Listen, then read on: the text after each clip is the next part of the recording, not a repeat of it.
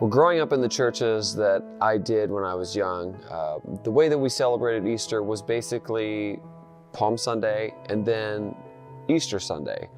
So there was not a big emphasis on Holy Week, but what we did celebrate was sunrise service. And that was rough, especially as a teenager, and a teenager that was asked to sing at most church events. Because I don't know if you know this, but Easter songs, for whatever reason, they have a proclivity to have very high notes. And so here's a teenager who isn't a morning person and doesn't have the tools to either do efficient warm-ups or transpose songs down into the right key.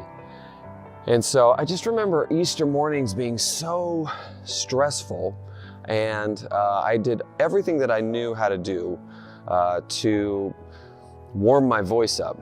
I remember one year I went running before Easter service, just out on a Kansas gravel road, just running so hard to try to get my voice warmed up. It did not work.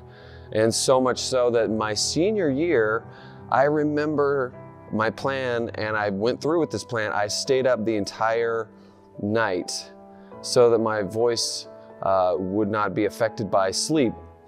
And I still sang not great, and I was tired, so nothing worked. But as I got older, I did learn about Holy Week and Good Friday and just how powerful and impactful Good Friday services can be.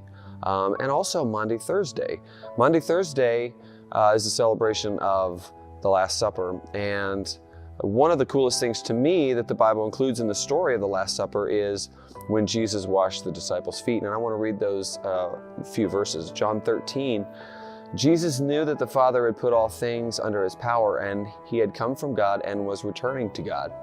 So he got up from the meal, took off his outer clothing, and wrapped a towel around his waist. After that, he poured water into a basin and began to wash his disciples' feet, drying them with the towel that was wrapped around him. Down to verse 12. When he had finished washing their feet, he put on his clothes and returned to his place. "Do you understand what I have done for you?" he asked them.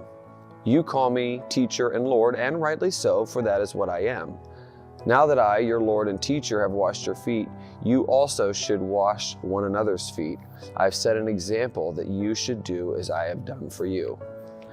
I love this story because in the middle of everything that was going on in Jesus' life this day and week, he took the time to implore us to serve others.